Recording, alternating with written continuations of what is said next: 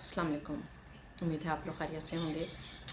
आज आपसे एक दो टॉपिक पे नाज़रीन मैं डिस्कस करना चाहूँगी। पिछले दिनों हमने देखा कि मुल्तान की तरफ कुछ ज़्यादा ही सियासी पारा हाई रहा।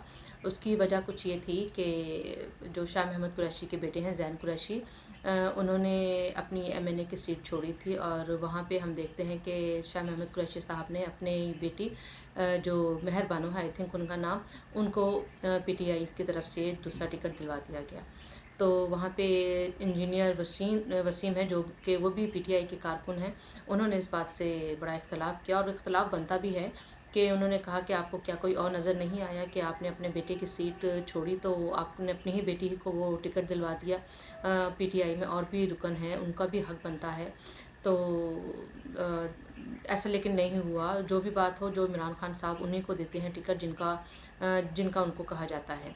तो हम देखते हैं कि पीटीआई पे एक बहुत लंबी लाइन है जिसमें कि पूरी फैमिली के जो कारकुन हैं, वो सारे के सारी पूरी फैमिली पार्लियामेंट में बैठी हुई है, कौमी असम्बली में बैठी है। अब जिक्र करते हैं हम अली अमीन गंडापुर, उनके जो भाई हैं वो नाजरीन पार्लियामेंट में पहुंचे हुए हैं और आगे से जो भाई के ही रिश्तेदार हैं वो भी पार्लियामेंट में पहुंचे हुए हैं। अब आ जाएँ आप परवेज़ खटक की तरफ। जो परवेज़ खटक साहब हैं, उनके भी जो परवेज़ खटक के भाई वो पार्लियामेंटेरियन हैं, परवेज़ खटक के दामाद हैं वो पार्लियामेंटेरियन हैं, परवेज़ खटक की भाभी हैं, उनकी भाभी हैं वो पार्लियामेंटेरियन हैं। अब आप नाम लें, कितने परवेज़ खटक साहब ने तो अपनी आधी से ज़्यादा फैमिली पार्लियामेंट में बिठाई हुई है। इसी तरीके से हम देखते हैं जहांगीर तरीन, चूँकि अब उनके साथ इख्तलाफ हैं इमरान खान साहब के, अब चूँकि वो उनके साथ नहीं है, लेकिन जब वो उनके साथ थे तो उन्होंने भी अपने बेटे को टिकट दिलवाया था, अगरचे कि वो वहाँ पे नाकाम रहे, कामयाब ना हो सके। तो हम देखते हैं कि एक अच्छी खासी लंबी लाइन है वहाँ। हम देखते हैं कि पीटीआई में भी एक अच्छी खासी लंबी लाइन है जिन्होंने पीटीआई का टिकट लिया है और अपने बच्चों को, अपने फैमिली मेम्बर्स को भी उनको टिकट पे सीटें दिलवाई हैं। लेकिन हम देखते हैं कि जो इमरान खान साहब का वो बयानिया था ना, एक बड़ा मशहूर बयानिया कि इन्होंने तो अपनी नस्लों को रेडी किया हुआ है, इनकी नस्लें तैयार हो रही हैं आने के लिए, इलेक्शन असम्बलियों में आने के लिए, और हमारे ऊपर ग़ुलामी, पाकिस्तान को ग़ुलाम रखने के लिए इन्होंने अपनी नस्ल तैयार की हुई है। नवाज शरीफ साहब के बारे में वो कहते हैं कि मरीम नवाज साहिबा और शहबाज शरीफ ने हमज़ा शहबाज को तैयार किया हुआ है और जरदारी ने बिलावल भुट्टो को तैयार किया हुआ है। इनके बारे में इमरान खान साहब बहुत हिट करते हैं, लेकिन पता नहीं जब वो ये हिट कर रहे होते हैं, हिटिंग कर रहे होते हैं, तो वो ख़ुद क्यों नहीं देखते कि वो ख़ुद क्या कर रहे हैं, वो ख़ुद किन किन को टिकट दे रहे हैं, और जिनको वो टिकट दे रहे हैं आया उनका रिलेशन उनकी पार्टी मेम्बर्स के साथ क्या है। मेरे समझ नहीं आती ये बात कि जब वो खुद ये काम कर रहे होते हैं तो उनको उस टाइम क्यों नहीं याद आता।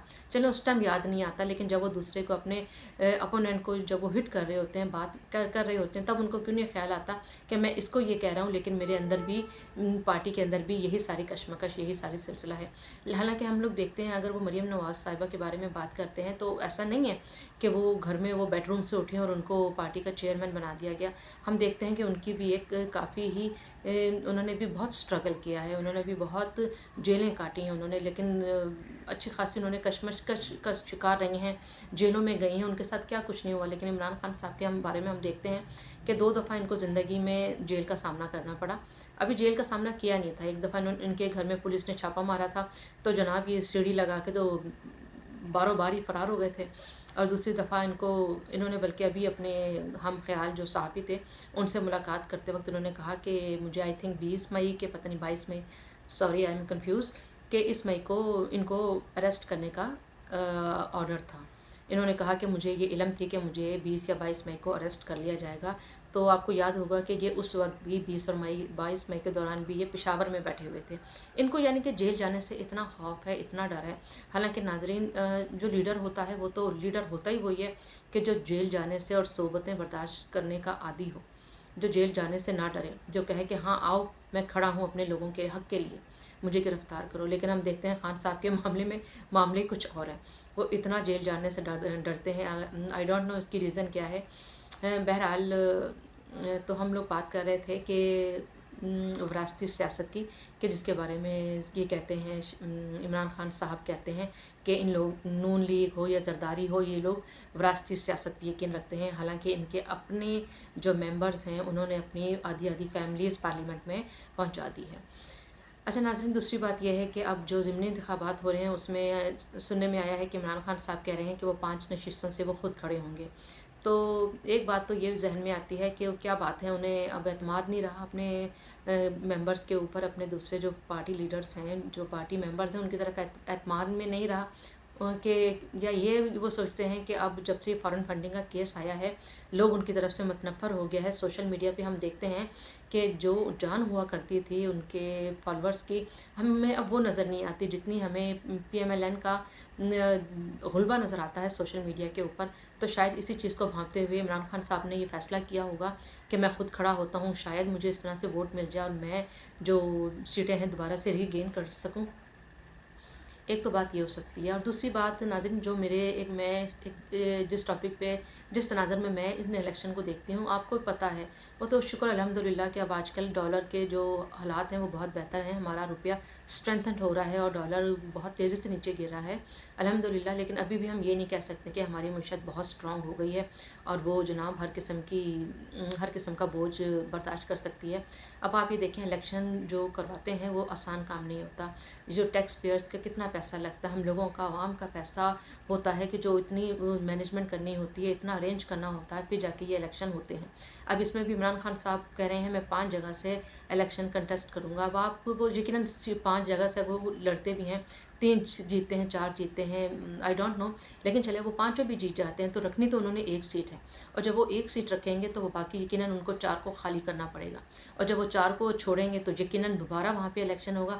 تو ناظرین دوبارہ وہی ساری مینجمنٹ ہوگی، وہی سارا ایکسپینڈیچر آئے گا. اور آپ اندازہ کر سکتے ہیں کہ ایک الیکشن کو ارینج کرنے میں، اس کے ارینجمنٹ میں کتنا پیسہ درکار ہوتا ہے. تو میرا خیال ہے ویسے تو یہ الاؤ ہے، کوئی وہ عمران خان صاحب اللیگل کام تو نہیں کر رہے، لیکن میرے اپنا ایک مائنڈ ہے، ہو سکتا ہے میں غلط ہوں، لیکن پتہ نہیں کیوں مجھے یہ بات اریٹیٹ کرتی ہے کہ ایسا ہونا نہیں چاہیے. جو ملک کی اس وقت معیشت کا حال ہے، یہ ملک اس وقت متحمل نہیں ہو سکتا کہ بار بار الیکشن کو ارینج کیا جائے، آرگنائز کیا جائے، بار بار یہ ملک کے اوپر بار بار اس کا بوجھ ڈالا جائے. آلریڈی ہمارے ملک کے حالات ایسے ہیں کہ ہمیں جگہ جگہ سے مانگ تانگ کرنی پڑ رہی ہے. آرمی چیف کو خود فون کر کے تو امریکہ کو کہنا پڑ رہا ہے کہ ہماری ہیلپ کیجیے، آئی ایم ایف کو کہیے کہ وہ ہمیں جو قسط دینی ہے پیسوں کی وہ قسط دے دے. تو جب ایسے حالات ہوں کسی ملک کہ کبھی ہم سعودیہ کی طرف دیکھتے ہیں تو کبھی چین کی طرف دیکھتے ہیں کہ کوئی ہمیں پیسے دے دو، یہ ہمارے حالات ہیں ناظرین. چلیں بہرحال، تو جب ایسے حالات ہوں تو کیا وہ ملک متحمل ہو سکتا ہے کہ اس طرح کے وہاں پہ شعبدے بازی کی جائے جو عمران خان صاحب کر رہے ہیں؟ بل میرا خیال ہے نہیں ہونی چاہیے، ان کو نہیں ایسے کرنا چاہیے، انہیں خود خیال کرنا چاہیے. لیکن وہ کیا خیال کریں گے؟ وہ تو اللہ معاف کرے پہلے دن سے یہ کہہ رہے ہیں کہ پاکستان کو سری لنکا بنتے ہوئے دیکھ رہا ہوں. تو جو انسان یہ کہتا ہو، جس کا اس طرح کا مائنڈ ہو، تو اس سے ہم کیا توقع کر سکتے ہیں کہ وہ پاکستان کے لیے اچھا سوچے گا، یا وہی کہے گا کہ نہیں میں ایک ہی سیٹ سے لڑتا ہوں اور باقی سیٹوں کو میں دوسروں کے لیے چھوڑ دیتا ہوں تاکہ بار بار الیکشن کمیشن کو یہ خرچہ نہ کرنا پڑے، ملک کی معیشت پہ زیادہ بوجھ نہ ڈالنا پڑے. چلیں بہرحال ایک یہ ایسی بات تھی کہ جو میرے ذہن میں آ رہی تھی، میں نے سوچا کہ میں آپ سے ڈسکس کروں.